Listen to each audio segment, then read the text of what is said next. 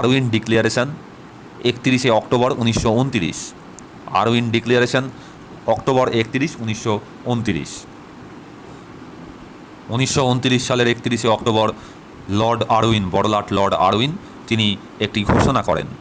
এই ঘোষণায় বলা হয় যে সাইমন কমিশনের রিপোর্ট প্রকাশ করার পর ভারতীয় নেতৃবৃন্দকে ইংল্যান্ডে ডাকা হবে, সেখানে একটি গোলটেবিল বৈঠক করা হবে গুরুত্বপূর্ণ নেতাদের নিয়ে, এবং সেখানে ভারতের যে সেলফ গভর্নমেন্ট, ভারতের যে স্বশাসন বা স্বায়ত্তশাসন প্রবর্তনের জন্য সেখানে আলাপ আলোচনা করা হবে, এবং তার সঙ্গে ভারতকে ডোমিনিয়ন স্ট্যাটাস দেওয়ার কথা চিন্তাভাবনা করা হবে।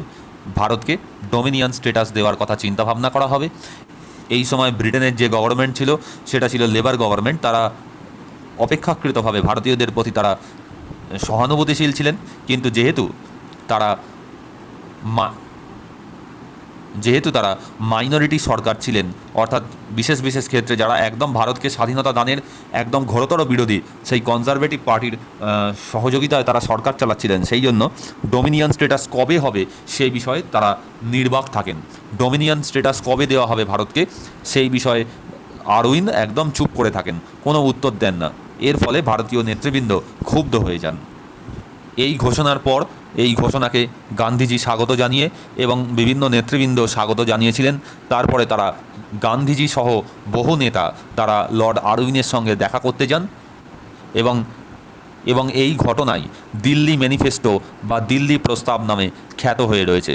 দিল্লি প্রপোজাল বা দিল্লি ম্যানিফেস্টো রূপে খ্যাত হয়ে রয়েছে। এই প্রস্তাব ভারতের ইতিহাসে দিল্লি ইস্তেহার নামে খ্যাত হয়ে রয়েছে। দিল্লি ইস্তেহার বা দিল্লি ম্যানিফেস্টো রূপে খ্যাত হয়ে রয়েছে। নভেম্বর মাসের 2 তারিখ 1929 খ্রিস্টাব্দে মতিলাল নেহেরু, মোহাম্মদ আলী জিন্নাহ, মহাত্মা গান্ধী সহ বহু নেতা, বিভিন্ন দলের বহু নেতা তারা একসঙ্গে 1929 সালের 2রা নভেম্বর লর্ড আরউইনের গৃহে যান, লর্ড আরউইনের বাড়িতে যান, লর্ড আরউইনের সঙ্গে দেখা করেন বাসভবনে গিয়ে। এইখানে গান্ধীজি সহ বহু নেতাই দাবি করে যে এই রাউন্ড টেবিল কনফারেন্সে কি আলোচনা করা হবে সেইটা যেন তাদের কাছে ব্যাখ্যা করা হয়। তাদের কাছে বিষয়টা পরিষ্কার নয় যে রাউন্ড টেবিল বৈঠকটা কেন ডাকা হয়েছে, কিসের জন্য ডাকা হয়েছে। এটা কি ভারতকে ডোমিনিয়ন স্ট্যাটাস হিসেবে মর্যাদা দেওয়ার জন্য ডাকা হয়েছে? যদি ডোমিনিয়ন স্ট্যাটাস দেওয়া হয় তাহলে সে ব্যাপারে ভারতের যে কনস্টিটিউয়েন্ট অ্যাসেম্বলি বা সংবিধান সভা গঠনের প্রস্তাব নেওয়া হোক, এবং কংগ্রেস যেন সেই গোলটেবিল বৈঠকের মধ্যে মেজরিটি রিপ্রেজেন্টেশন করে, যেহেতু ভারতের স্বাধীনতা আন্দোলনের মধ্যে মেজরিটি রিপ্রেজেন্টেশন করছে, বা ভারতে যে টুকটাক সেই সময় যে নির্বাচনগুলো হচ্ছিল সেখানে একদম ক্লিয়ার মেজরিটি পাচ্ছিল জাতীয় কংগ্রেস। সেই কারণে জাতীয় কংগ্রেসকে গোলটেবিল বৈঠকে সবচেয়ে বেশি, জাতীয় কংগ্রেস থেকে সবচেয়ে বেশি রিপ্রেজেন্টেটিভ ডাকা হোক, এই ছিল গান্ধীজির দাবি। এবং গান্ধীজির আরও দাবি ছিল যে এই সময় এই গোলটেবিল বৈঠকের পর ভারতের যে রাজনৈতিক বন্দীগুলো রয়েছে, রাজনৈতিক বন্দী তাদেরকে মুক্তি দেওয়া হোক, অর্থাৎ যারা বিপ্লবী, যারা বন্দী করে রেখেছে দীর্ঘদিন ধরে ইংরেজ সরকার, তাদেরকে ছেড়ে দেওয়া হোক। কিন্তু ভাইসরয় এই তাদের প্রপোজালে রাজি হননি। গান্ধী লর্ড আরউইন এর সঙ্গে একমত ছিলেন না। তিনি বলেন যে ভারতকে হয়তো এই গোলটেবিল বৈঠকে হয়তো ডোমিনিয়ন স্ট্যাটাস হিসেবে আলোচনা করা হবে, কিন্তু সেটা কবে দেওয়া হবে, কখন দেওয়া হবে বা কীভাবে দেওয়া হবে, বা আদৌ কনস্টিটিউয়েন্ট অ্যাসেম্বলি বা সংবিধান সভা তৈরি হবে কিনা সে ব্যাপারে আমি এখন কিছু বলতে পারবো না, এখন কিছু বলা আমার পক্ষে সম্ভব নয়। এর ফলে তারা হতাশাজনক অবস্থায় সবাই ফিরে আসেন। 1929 খ্রিস্টাব্দের 31 অক্টোবর বড়লাট লর্ড আরউইন একটি ঘোষণাপত্র জারি করে বলেন যে ভারতকে ঔপনিবেশিক স্বায়ত্তশাসন প্রদান করাই সরকারের লক্ষ্য। 2, সাইমন কমিশনের রিপোর্ট পেশ হলে রিপোর্ট এবং নতুন সংবিধানের ব্যাপারে আলোচনার জন্য লন্ডনে ভারতীয় নেতৃবৃন্দকে একটি গোলটেবিল বৈঠকে আহ্বান করা হবে। যদিও সুভাষচন্দ্রের নেতৃত্বাধীন কংগ্রেসের বামপন্থী অংশ এতে খুব একটা খুশি হননি। সুভাষচন্দ্র বসু, সৈফুদ্দিন কিচলু, পাটনার আব্দুল বারি প্রমুখ নেতৃবৃন্দ একটি ইস্তাহার জারি করে জানান যে ঔপনিবেশিক স্বায়ত্তশাসন বা গোলটেবিল বৈঠক তাদের কাছে খুব একটা অভিপ্রেত বিষয় নয়। তাদের একমাত্র দাবি ছিল পূর্ণ স্বাধীনতা। লর্ড আরউইনের ঔপনিবেশিক স্বায়ত্তশাসনের ঘোষণাকে কেন্দ্র করে ইংল্যান্ডের পার্লামেন্টে বিরাট ঝড় বয়ে যায়। ভারতের স্বাধীনতার বিরোধী রক্ষণশীল নেতা উইনস্টন চার্চিল ভারতকে ডোমিনিয়নের মর্যাদা দানকে এক গুরুতর অপরাধ বলে আখ্যা দেন। অর্থাৎ ব্রিটেনে যে দুটো পার্টি ছিল, একটা লিবারেল পার্টি যেটা ভারতের স্বাধীনতা আন্দোলনের প্রতি সহানুভূতিশীল ছিল, কিছুটা হলেও সহানুভূতিশীল বলা যায় লিবারেল পার্টি, আর একটা ছিল অপর পার্টি ছিল রক্ষণশীল পার্টি বা কনজারভেটিভ পার্টি। এই কনজারভেটিভ পার্টি ভারতকে প্রচণ্ড রকমভাবে কায়মনোবাক্যে শোষণ করার পন্থী তারা ছিলেন, ভারতকে তারা ঔপনিবেশিক শাসনের মধ্যেই রাখতে চেয়েছিলেন। সেই দলের নেতা ছিল উইনস্টন চার্চিল।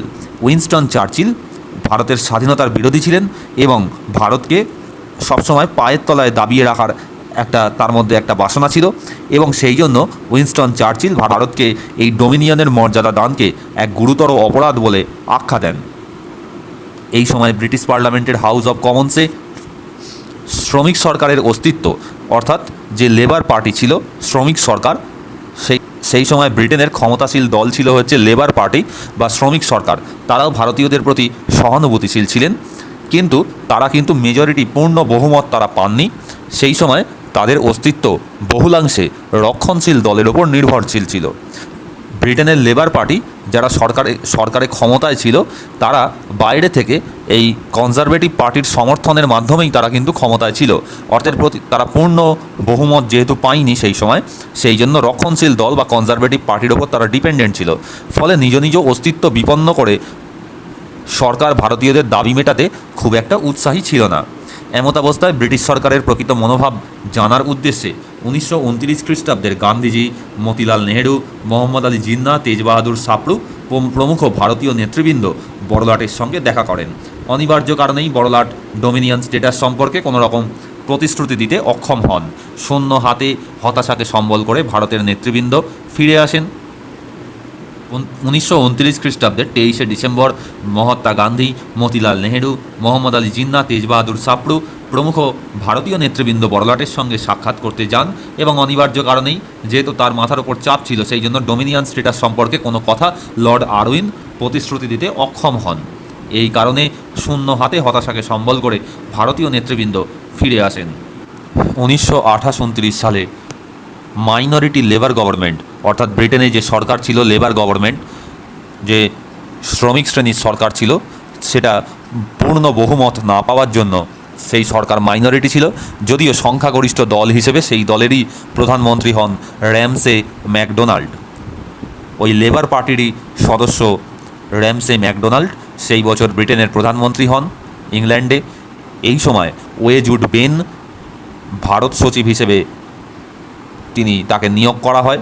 ওয়েজউড বেনকে ভারত সচিব হিসেবে নিয়োগ করা হয়। কংগ্রেস দ্বারা পূর্ণ স্বাধীনতা প্রস্তাব গ্রহণ। নেহেরু রিপোর্ট কার্যকারী করার শেষ দিন ছিল 1929 খ্রিস্টাব্দের 31শে ডিসেম্বর। সরকারি উদাসীনতায় জাতীয় জীবনে তীব্র ক্ষোভ ও হতাশা নেমে এলো। জাতির সামনে তখন খোলা একটি মাত্র পথ, সেটা হলো স্বাধীনতা ঘোষণা। নেহেরু রিপোর্ট যখন কার্যকর করার শেষ দিন ছিল 1929 খ্রিস্টাব্দের 31শে ডিসেম্বর, সরকারি উদাসীনতায় জাতীয় জীবনে তীব্র ক্ষোভ নেমে এলো ও হতাশা নেমে এলো। অর্থাৎ গান্ধীজি বলেছিলেন আমরা 1 বছর ওয়েট করব, 1 বছর আমরা অপেক্ষা করব, যদি সরকার ডোমিনিয়ন স্টেটাসের মর্যাদা না দেয় এই 1 বছরের মধ্যে, তাহলে কংগ্রেসের একমাত্র দাবি হবে পূর্ণ স্বাধীনতা। সেই জন্য জাতির সামনে তখন খোলা একটি মাত্র পথ, স্বাধীনতা ঘোষণা। 1929 খ্রিস্টাব্দের 31শে ডিসেম্বর মধ্যরাত্রির ঘণ্টাধ্বনি যখন শুভ নববর্ষকে স্বাগত জানাচ্ছিল, তখন ভারতীয় জাতীয় কংগ্রেস সে সভাপতি হিসেবে ইরাবতী নদী বা রাভি নদীর তীরে জওহরলাল নেহেরু অগণিত জনতার বিপুল হর্ষধ্বনির মধ্যে স্বাধীনতার প্রতীক হিসেবে ত্রিবর্ণরঞ্জিত পতাকা উত্তোলন করেন। তিনি ঘোষণা করেন জাতীয় আন্দোলনের লক্ষ্য হবে পূর্ণ স্বরাজ, অর্থাৎ পূর্ণ স্বাধীনতা অর্জন। গান্ধীজি এই ঘোষণা করেন 1928 ডিসেম্বর মাসে। তাহলে 1 বছর মানে হচ্ছে 1929 ডিসেম্বর। তাহলে এর শেষ দিন ছিল 1929 খ্রিস্টাব্দের 31শে ডিসেম্বর। সেই দিনই 1 বছর পূর্ণ হচ্ছিল। ওই গান্ধীজির যে প্রতিশ্রুতি ছিল 1 বছর সময় তার মধ্যে ডোমিনিয়ন স্টেটাস দিতে হবে, সেইটা পূর্ণ হওয়ার সময় ছিল 1929 খ্রিস্টাব্দের 31শে ডিসেম্বর। স্বাধীনতা আন্দোলন গড়ে তোলবার জন্য সভাপতির ভাষণে জওহরলাল নেহেরু কংগ্রেস সদস্যদের কেন্দ্রীয় ও প্রাদেশিক আইনসভা এবং প্রতিনিধিমূলক প্রতিষ্ঠানের সদস্যপদ বর্জন, ব্যাপক আইন অমান্য আন্দোলনের সূচনা ও করদান থেকে বিরতির প্রস্তাব দেন। লাহোর অধিবেশনে কিন্তু স্বাধীনতার দাবি আদায়ের জন্য কোনো সুনির্দিষ্ট পরিকল্পনা নেওয়া হয়নি। এই সময় আন্দোলনের কোনো তারিখও ঘোষণা করা হয়নি। সুভাষচন্দ্র একটি সমান্তরাল সরকার গঠনের প্রস্তাব দেন, অর্থাৎ ব্রিটিশ সরকারের সঙ্গে ভারতের একটি প্যারালাল সরকার, ভারতীয়রা নিজেদের মতো করে নিজেদের সরকার চালাবে, এই রকম একটি প্রস্তাব সুভাষচন্দ্র বসুর তরফ থেকে আসে। এই উদ্দেশ্যে শ্রমিক, কৃষক, যুব সম্প্রদায়কে তিনি সংগঠিত করার কথা বলেন। তার প্রস্তাব গৃহীত হয়নি। সেই প্রস্তাব ভোটাধিকারের মাধ্যমে বিফলে যায়। আন্দোলন পরিচালনার দায়িত্ব অর্পিত হয় গান্ধীজির ওপর। কংগ্রেসের কার্যনির্বাহী সমিতিকে গান্ধীজির পূর্ণ নিয়ন্ত্রণে আনার উদ্দেশ্যে বামপন্থী সুভাষচন্দ্র বসু ও শ্রীনিবাস আয়াঙ্গারকে কার্যনির্বাহক সমিতির পদ থেকে বাদ দিয়ে দেওয়া হয়। দীর্ঘ 6 বছর পর আবার গান্ধীজি কংগ্রেসের অপ্রতিদ্বন্দ্বী নেতৃত্বের আসনে প্রতিষ্ঠিত হলেন। তিনি প্রতিশ্রুতি দিলেন, আইন অমান্য আন্দোলন শুরু হলে সামান্য দু একটি হিংসাত্মক ঘটনা ঘটলেও আন্দোলন কোনো ক্রমেই বন্ধ করা হবে না। 1930 খ্রিস্টাব্দের 2রা জানুয়ারি কংগ্রেসের নবগঠিত কার্যনির্বাহক সমিতির বৈঠকে স্থির হয় যে যতদিন না পূর্ণ স্বাধীনতা অর্জন করা হবে ততদিন প্রতি বছর 26শে জানুয়ারি স্বাধীনতা দিবস হিসেবে পালিত হবে। মহাত্মা গান্ধী একটি শপথনামা রচনা করেন। স্থির হয় যে 26শে জানুয়ারি এই শপথনামা ভারতের প্রতিটি গ্রাম ও শহরে সভা সমিতিতে পাঠ করা হবে। এই শপথনামায় বলা হয়, স্বাধীনতা ভারতবাসীর জন্মগত অধিকার। এই অধিকার থেকে ভারতবাসীকে কেউ বঞ্চিত করতে পারবে না। ইংরেজ শাসনে ভারতবাসীর অর্থনৈতিক, রাজনৈতিক, সাংস্কৃতিক, আত্মিক বিপর্যয় ঘটেছে। এই সরকারের অবসান ঘটানো ভারতবাসীর কর্তব্য।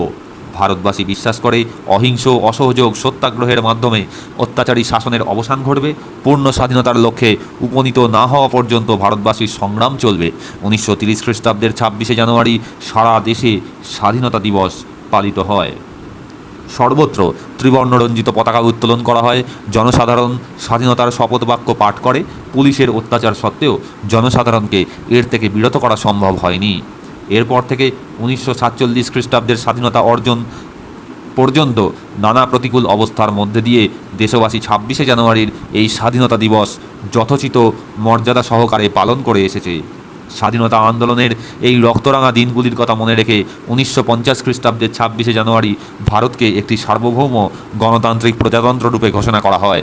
স্বাধীন ভারতে এই দিনটি প্রজাতন্ত্র দিবস হিসেবে পালিত হয়। তৎকালীন ভারতের 18টা প্রদেশের মধ্যে 15টা প্রদেশই জওহরলাল নেহেরুকে রিজেক্ট করে। জওহরলাল নেহেরুকে সভাপতির পদ তারা দিতে চায়নি। ভোটাধিকারে তারা তাদেরকে রিজেক্ট করে এই জওহরলাল নেহেরুকে। কিন্তু গান্ধীজির সমর্থনে, গান্ধীজির পূর্ণ সমর্থনে জওহরলাল নেহেরুই প্রেসিডেন্ট হন। গান্ধীজি বামপন্থী শক্তিকে বা কমিউনিস্ট পার্টি যেভাবে কংগ্রেসে তার প্রভাব বিস্তার করছিল সেইটাকে আটকাবার জন্য জওহরলাল নেহেরুকে তিনি সভাপতির পদে উন্নীত করেন। কিন্তু তার সঙ্গে সঙ্গে আরও যে দুজন বামপন্থী চিন্তাধারার বা কমিউনিস্ট বা সোশ্যালিস্টিক চিন্তাধারার লোকজন ছিলেন, এক হচ্ছে সুভাষচন্দ্র বসু এবং শ্রীনিবাস আয়াঙ্গার, তাদের দুজনকেই এই কার্য সমিতির পদ থেকে বাদ দেওয়া হয়। জওহরলাল নেহেরু সেই সময় উচ্চকণ্ঠে ঘোষণা করে যে আমরা এখন পূর্ণ স্বরাজের জন্য লড়াই করব এবং আমরা একদম ওপেন কনস্পিরেসি করব, একদম ওপেন ষড়যন্ত্র করব সরকারের বিরুদ্ধে এবং আমাদের যে পূর্ণ স্বাধীনতা সেটাকে ছিনিয়ে আনতে আমরা সচেষ্ট হব। আমি সমস্ত দেশবাসীকে, পুরুষ এবং মহিলা সহ সবাইকে আহ্বান জানাচ্ছি তারা এতে এসে যোগদান করুক। লাহোর কংগ্রেসের এই অধিবেশনে 1929 সালের যে অধিবেশন, 1930 সালের যে অধিবেশন বা 29 থেকে 30 জানুয়ারি, 29 ডিসেম্বর থেকে 30 জানুয়ারি পর্যন্ত যে অধিবেশন চলছিল লাহোর কংগ্রেস, সেইখানে জওহরলাল নেহেরু নিজেকে একজন সোশ্যালিস্ট এবং একজন রিপাবলিকান বলে ঘোষণা করেন, সোশ্যালিস্ট বলে ঘোষণা করেন এবং তিনি বিশ্বাস করেন যে ভারতে কোনো প্রিন্স বা কোনো রাজা রানী শাসন থাকা উচিত নয়, কোনো রাজা বা রানীর শাসন থাকা উচিত নয়। জনগণের দ্বারা শাসনের প্রতি তিনি বিশ্বাস জ্ঞাপন করেন। সেই সময় যে মডার্ন ইন্ডাস্ট্রির যে শিল্পপতিরা উঠে আসছে, ভারতীয় শিল্পপতিরা, তারাই প্রচুর পরিমাণে বিত্ত সম্পদে ফুলে ফেঁপে নিজেদেরকে তারাই রাজা রানী মনে করছে, তাদের প্রতিও তিনি আস্থা জ্ঞাপন করেননি। তিনি সাধারণ খেটে খাওয়া জনগণের প্রতি আস্থা জ্ঞাপন করেন। এই সময় কংগ্রেস সিদ্ধান্ত নেয় এই লাহোর কংগ্রেস সেশনে যে রাউন্ড টেবিল কনফারেন্স বা গোল টেবিল বৈঠককে বয়কট করা হবে। এই লাহোর কংগ্রেস অধিবেশনে কংগ্রেস কতগুলি ডিসিশন নেয়, যেমন এক হচ্ছে রাউন্ড টেবিল কনফারেন্স বয়কট করা হবে, দুই কংগ্রেস সর্বদা এখন থেকে পূর্ণ স্বাধীনতার লক্ষ্যে এগিয়ে যাবে। কংগ্রেস ওয়ার্কিং কমিটিকে দায়িত্ব দেওয়া হলো তারা যেন সিভিল ডিসঅবিডিয়েন্স অর্থাৎ আইন অমান্য আন্দোলনের পথে নামে এবং তারা যেন সরকারকে কোনো রকম ট্যাক্স না দেয় এবং তারা যেন কোনো প্রতিনিধি যেন সরকারে যেন না থাকে, সরকারে যারা প্রতিনিধিত্ব করছে তারা যেন সেখান থেকে নিজেদের পদ থেকে যেন তারা রিজাইন করে। 26শে জানুয়ারি 1930 সালে এই প্রথম ইন্ডিপেন্ডেন্স ডে বা স্বরাজ্য দিবস পালন করা হয়। প্রথম স্বরাজ্য দিবস বা পূর্ণ স্বরাজ্য দিবস পালন করা হয়। 31শে ডিসেম্বর 1929 সালে যখন মধ্যরাত্রে জওহরলাল নেহেরু সেই সময় সভা সমিতির মধ্যে সমস্ত সভা সমিতির মধ্যে একদম মুক্ত কণ্ঠে ঘোষণা করেন ইনকলাব জিন্দাবাদ। জওহরলাল নেহেরু 31শে ডিসেম্বর 1929 সালে সেই সময় যখন মধ্যরাত্রির পেরিয়ে যাচ্ছে, এই 31শে ডিসেম্বর রাত্রির 12টা যখন হচ্ছে, সেই সময় 12টা যখন বাজে অর্থাৎ 1930 সালের 1 জানুয়ারির ওই রাত্রিবেলা রাত্রির 12টার সময় 31শে ডিসেম্বর রাত্রির 12টা অর্থাৎ 1 জানুয়ারি 1930 হয়ে গেল। ঠিক সেই সময় তিনি ত্রিবর্ণরঞ্জিত ভারতীয় পতাকা উত্তোলন করেন জওহরলাল নেহেরু এবং সেই সময় তিনি স্লোগান সেই সময় উচ্চারণ করেন ইনকলাব জিন্দাবাদ। এই জওহরলাল নেহেরু এই সময় নিজেকে সোশ্যালিস্ট এবং রিপাবলিকান বলে ঘোষণা করেন, অর্থাৎ নিজেকে তিনি বামপন্থী ভাবধারার এবং গণতান্ত্রিক চিন্তাধারার বলে ঘোষণা করেন।